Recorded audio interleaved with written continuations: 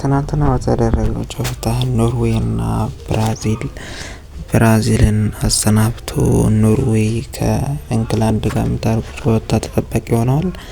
ትናንትና በተደረገው ጨዋታ በከባዱ የተፈተነችው ብራዚል ተሰናብታለች። 24 ዓመታት ነው ይህንን ዋንጫ ስትጠብቅ የነበረው። ቢሆንም አሁን የግዴታ 28 ዓመታትን መጠበቅ ግድ ይላታል። የአምስት ጊዜ አሸናፊ የዓለም ዋንጫን ማሸነፍ የቻለችው ብራዚልን ኖርዌይ ትናንትና አሰናበተች።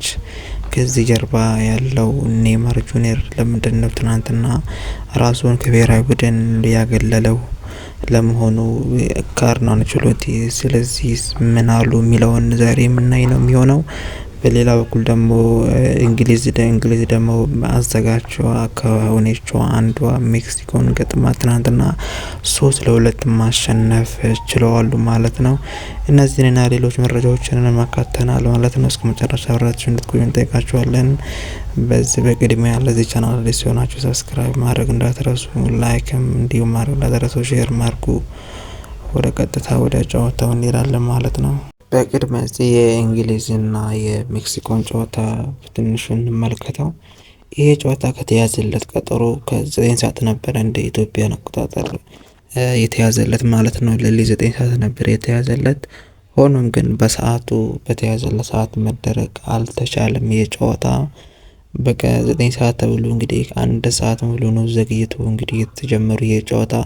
ዋናው የዘገየበት ምክንያት ደግሞ አየር ሁኔታው አመቺ አይደለም በሚለው እንግዲህ ተዘግይቶ ከ1 ሰዓት በኋላ ጀምሯል ማለት ነው። ማለት 9 ሰዓት የነበረው 10 ሰዓት ጀምሯል ማለት ነው።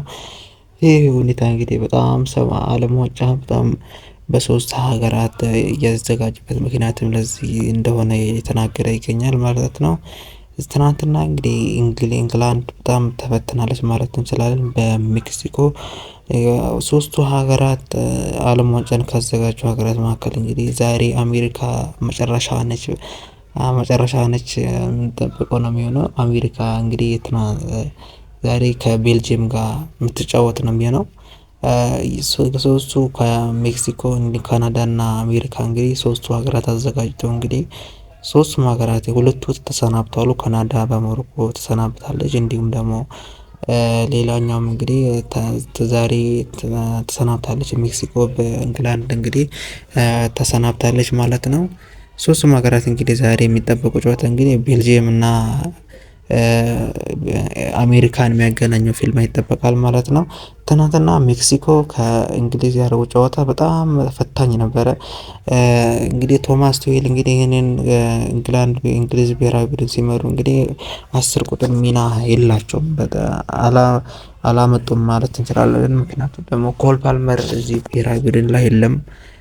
እንደገና ደግሞ ፊል ፎደንም የለም እዚህ ብሔራዊ ቡድን ላይ አልተጠራም። ስለዚህ የግድ መጠቀም የነበረባቸው ቤሊንግሃምን ነበረ። እነሱም እንግዲህ ቤሊንግሃምን ቀጥታ 10 ቁጥርን ማሰለፍ ነበረባቸው እና 10 ቁጥርን አሰልፈው እንግዲህ ቤሊንግሃም ሲያጫውቱ ተመልክተናልና ቤሊንግሃም እንግዲህ እዛ ተፈጥሮ ቦታው አይደለምና ወደ ቦክስ ውስጥ እዛ የሚጫወት ተጫዋች አይደለም። እንደ ፎደን አይነት ተጫዋች አይደለም። ፎደን እዛ ጠባብ ስፔስ ላይ ነው በደንብ እንትን የሚል አይነት ተጫዋች ነበር ቢጠራ ኖሮ። ከሱም ባለፈ እንግዲህ ኮል ፓልመርም ጠባብ የሆኑትን ስፔሶች መጠቀም የሚችሉ ተጫዋቾች ነበሩ። እነዛ ሁለቱ ተጫዋቾች በተለይ ፊል ፎደን ቀጥታ እንግዲህ በደንብ አሪፍ 10 ቁጥር ተፈጥሮ ቦታው ስለሆነ በደንብ ይጫወታል ተብሎ ተገምቶ ነበረ። አሁንም አልተጠራም ለዚህ ብሔራዊ ቡድን። እንግዲህ በመጀመሪያ እንግዲህ ይሄንን ብሔራዊ ቡድን ራሱ ሲሰበስቡ ራሱ ትችትና አስተናግዶ ነበረ። ሆኖም ግን ትናንትና በድል ተወጥቷል። በደንብ ተፈትነው እንግዲህ ክሮኤሺያ እንግሊዝ ብሔራዊ ቡድን እንግዲህ ሜክሲኮ 3-2 ነው የረቱት። ሁለቱን ግቦች ያስቆጠረው ቤሊንግሃም ያስቆጠረው በ2 ደቂቃ ልዩነት ነው። እንግዲህ ይሄን ሁለቱም ጎል ማስቆጠር የቻለው ሶስተኛው ደግሞ እንግዲህ በቅጣት ምት እንግዲህ ሃሪኬን ማስቆጠር ችለዋል ማለት ነው። ይሄን በሶስቱ እንግዲህ ማስቆጠር ችለው ነበር ማለት ነው። ሆኖም ግን ኢንግላንድ እንግዲህ ካሁን በደንብ ይጠበቃል ተብሎ ይጠበቃል። በደንብ እንደሚፈተንና በደንብ እንደሚታይ እንግዲህ ከኖርዌይ ጋር የሚያደርጉ ጨዋታ በደንብ ይጠበቃል። እንዳለመታደል ሆኖ እንግዲህ ትናንትና ኖርዌይና ብራዚል በተገናኙበት ጨዋታ ኖርዌይ ያሸንፋለች። በጣም የሚገርም ጨዋታ እንደነበረ የምናስታውስ ነው። ይህ ጨዋታ እንግዲህ 5 ሰዓት ነው የጀመረው ትናንትና። በጣም የሚገርም ጨዋታ ነበረ። እንግዲህ ብራዚል ይሄንን ዓለም ዋንጫ ስትጠብቅ እንግዲህ 24 ዓመታት ተቆጥረዋል ከዓለም ዋንጫን ከበላች ማለት ነው። 24 ዓመታት ስትጠብቅ ነበር እንግዲህ በካርሎ አንቸሎቲ እንግዲህ ተማምና ነበር እንግዲህ ይሄንን ጉዞ የጀመረችው ማለት ነው። ካርሎ አንቸሎቲ እንግዲህ በጣም በምርጫቸው በተጫዋች ምርጫቸው በደንብ እየተቹ ይገኙ ነበር። እንግዲህ ሲመርጡ ኔይማር ጁኒየርን ወደዚህ ብሔራዊ ቡድን እንግዲህ ቀላቅሏል፣ ጠርተዋል ማለት ነው። ሆኖም ግን ምንም ለውጥ ሊያመጣላቸው አልቻለም። እንግዲህ ኔይማር ትናንትና ቋሚ የሆነ ተሰልፎ ነበረ፣ መጫወት ችሎ ነበር፣ የተጫወተ ነበረ። ከዛ በኋላ እንግዲህ ይሄን ጨዋታ ሲካሄድ እንግዲህ መጀመሪያ ላይ ቅጣት ምት አግኝተው ነበረ፣ ፔናልቲ አግኝተው ነበር፣ ግን መጠቀም አልቻሉትም። ያ ነው እንግዲህ ያ ቅጣት ምት ነው እንግዲህ በደንብ ብራዚልን ወደ ኋላ እንዲያደርግና ለተገጣሚ ቲማቸው ደግሞ በደንብ ተስፋን እየሰጠው ማለት እንችላለን። ከሱም ባለፈ እንግዲህ ያ የአስቶን ቪላው ተጫዋች እንግዲህ የኒውካስል ተጫዋች ይህንን ብሩኖ ጉማሬሽ እንግዲህ ይህንን ፔናልቲ ባይስት ኖሮ ይገባ ነበረ ተብሎ ይጠበቃል። ይህንን ፔናልቲ ቢያገባ ኖሮ መጀመሪያ ላይ እንግዲህ ፔናልቲውን እንዲመታ ያሰበው ቪኒሲየስ ጁኒየር ነበረ። ግን አሰልጣኙ እንግዲህ ፍቃዱን አስተላልፈው ለዛ ለብሩኖ ጉማሬሽ እንዲመታ አስተላልፏል ማለት ነው። ተጫዋቹን በደንብ ፈርተው ነበረ፣ ከአይኑ ያስታውቅ ነበር እንደፈራ። ሲመታውም እንግዲህ እየተንቀጠቀጠ ነበር የመታው። መቶ እንግዲህ ከ35ቱ በ35 ዓመቱ ግብ ጠባቂ እንግዲህ መያዝ ችሎ ነበረ። ባይዘው ይሄ ግብ ጠባቂ ኔይማርም መጨረሻ ላይ ባለቀው ደቂቃ እንግዲህ የተሰጠቸው ኔይማር በተሰጠው ግብ ጠባቂ በተሰጠው ፔናልቲ እንግዲህ ኔይማር ራሱ አታገባው ምናምን እያለ እንደነበረ እና አፍ የተዘናዘሩ እንደነበረ እናስታውሳለን። እና ግን እሱ አግብተዋል። ቢሆንም ግን ብራዚል ብሔራዊ ቡድን እንግዲህ ትናንትና በደንብ ሞራላቸውን እየሰበረው ማለት የምንችለው መጀመሪያ ላይ ባገኟት ማቲያስ ኩኛ ላይ በተሰራው ጥፋት እንግዲህ ያ መጀመሪያ ላይ ያገኟትን እድል ባለመጠቀማቸው እንግዲህ ትናንትና ከዓለም ዋንጫው እንግዲህ እንዲሰናበቱ ዋነኛው ምክንያት ሆኖ ይነሳል። ይህንን እንግዲህ ተከትሎ እንግዲህ ካርሎ አንቸሎቲ የምንችለው አድርገናል፣ ተጫውተናል፣ ትናንትና ጨዋታ ማሸነፍ እንችል ነበረ ሲል ተናግሯል። ሆኖም ግን ማሸነፍ አልቻሉትም። ባለቀች ደቂቃ ነበረ ኔይማር ጁኒየር ቅጣት ምቱን አስቆጥሮ እንግዲህ ብሔራዊ ቡድን ከሽንፈት መታደል አልቻለም ማለት ነው። ትናንትና በጨዋታው እንግዲህ ሁለቱም አሪፍ እንቅስቃሴ ማድረግ ችለው ነበር ማለት እንችላለን። በእንግሊዝ ፕሪሚየር ሊግ ላይ በተለመደው ጨዋታ በዚህ ብሔራዊ ቡድን ላይ እንግዲህ በደንብ ሲጠበቁት የነበሩ ተጫዋቾች እንግዲህ ኤርሊንግ ሃላንድ እና የብራዚሉ ተከላካይ እንግዲህ ጋብሪኤል ማጋሌሽ ነበረ። ምንም አይነት እንቅስቃሴ አላየንም። እንግዲህ ኤርሊንግ ሃላንድ ምንም ኳስ አልደረሰውም፣ ዝም ብሎ ነበረ ሲቆም የነበረው። እንደዛም ሆኖ እንግዲህ የአቴንሽኑን እንግዲህ ሰርቆት እንግዲህ 2 ግቦችን ማስቆጠር ችሏል ማለት ነው ትናንትና። ሆኖም ግን እንደ ፕሪሚየር ሊግ እንግዲህ ከጋብሪኤል ጋር ይታገላሉ የሚለው የተጠብቆ ነበረ። ሆኖም ግን እንደዛ አልተፈጠረም፣ እንደዛ አልሆነም ማለት ነው። ትናንትና እንግዲህ 2ቱም ግቦች እንግዲህ አስቆጥሯል። በነጻነት ያስቆጠረው 2ቱም ግቦች ማለት እንችላለን። ጋብሪኤል ማጋሌሽ ላይ እንግዲህ ተደግፎ ነው አንደኛው ግብ አስቆጥሮ ማለት እንችላለን። ሲያዋጣለት እንግዲህ ተደግፎ ነው ዘና ብሎ እንግዲህ ያስቆጠረው አንደኛው ጎል ማለት ነው። በ80 ደቂቃ ነው ያስቆጠረው። በ80 ደቂቃ ነው ያስቆጠረው ግቡ ማለት ነው።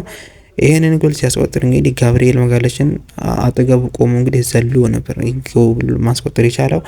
ሁለተኛ ግብ ደግሞ ኳሱን ሲያቀብሉ እንግዲህ ተዘጋጅቶ ትንሽ ጠጋ አርግቶ ነበር ዘና ብሎ ይመታው ማለት ነው።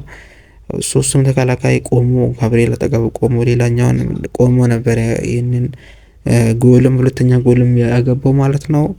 እና በደንብ ትናንትናው ጨዋታ በጣም የሚገርም ጨዋታ ነበር ማለት ነው፣ ብራዚል እና ኖርዌይ ጨዋታ። ሆኖም ግን ኖርዌይ እንግዲህ ይህንን ጨዋታ ማሸነፍ ችላለች ማለት ነው። የሚገርመው ነገር ደግሞ ይሄ ኖርዌይ ብሔራዊ ቡድን እስከ የት ይጓዛል የሚለው ነው የሚጠበቀው ማለት ነው። ከሱም ባለፈ ትናንትና ከተፈጠሩ ነገሮች እንግዲህ ኔይማር ጁኒየር ከዚህ ብሔራዊ ቡድን አግሏል። 34 አመቱ ላይ ነው የሚገኘው አሁን ይህ ተጫዋች 34 አመቱ እንግዲህ ከዚህ ብሔራዊ ቡድን እንግዲህ ራሳቸውን አገድለዋል። እንግዲህ ካርሎ አንቸሎቲ ደግሞ ከዚህ በኋላ ምንድነው የሚፈጠረው የሚለው ይጠበቃል ማለት ነው። ያ ውል አላቸው እንግዲህ 3 አመት ውል አላቸው። ከዚህ ጨዋታ ይቀጥላሉ ወይ የሚለው ነው የሚጠበቀው አሁን ማለት ነው። ብራዚል ብሔራዊ ቡድን ከዓለም ዋንጫው ተሰናብቷል። ታሪክ ያለው ብሔራዊ ቡድን ነበረ።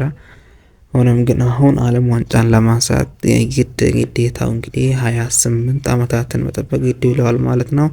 በአዲሱ ትውልድ እንግዲህ የሚገናኙት ነው የሚሆነው ማለት ነው።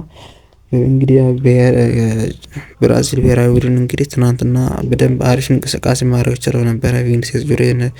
ቪኒሲየስን አስገብተው ነበረ። ማቲያስ ኩኒያን ቀይሮት ነበርና ብቻ ከሞላ ጎደል እንግዲህ ጥሩ እንቅስቃሴ ማድረግ ችለው ነበር። ነገር ግን ወደ ጎሉ የመሞከሩ እድል ነበር በጣም ያነሳቸውና እሱ ጎል ብቻ ነበር ትናንትና የቀራቸው ማለት እንችላለን። ኔይማር ጁኒየር በደንብ አልተቀሳቀሰም ማለት እንችላለን። ያው ካርሎ አንቸሎቲ እንግዲህ የምንችለው ሙሉ አድርገናል፣ ትናንትና ጨዋታ ማሸነፍ እንችል ነበር ሲል ተናግሯል። ኔይማርን እንግዲህ በደንብ ትናንትና እንዳጫወቱት ጨዋታ ላይ ተመልክተናል ማለት እንችላለን ማለት ነው። አሁን የሚገናኙት እንግዲህ ኖርዌይ እና እንግሊዝ ናቸው። ቀጣይ የሚገናኙት ኖርዌይ እስከዛ ብቻ ነው የምትሄደው ወይስ እንግላንድም ጥላ እንግዲህ ወደ ፍጻሜ ወይም ትሄዳለች የሚለው ነው የሚጠበቀው አሁን፣ ወይስ የኖርዌይ ጉዞ በእንግሊዝ ያበቃል የሚለው ይጠበቃል ማለት ነው። ከኛ ጋር ስለነበራችሁ እናመሰግናለን። ሰብስክራይብ እና ላይክ ማድረግ እንዳትረሱ እንላችሁ እንወዳለን ማለት ነው። በየጊዜው አዳዲስ እና ሰበር መረጃ እና የምናደርሳችሁ ነው የሚሆነው። ከኛ ጋር ስለነበራችሁ በጣም እናመሰግናለን። በሌላ አሪፍ ቪዲዮ እንገናኛለን ማለት ነው። ሰብስክራይብ እንዲሁም ላይክ ማድረግ እንዳይረሳ፣ ሼርም አድርጉ። ኳስ ለሚያዳምጡ ጓደኛችሁ መልካም ጊዜ ይሆንላችሁ።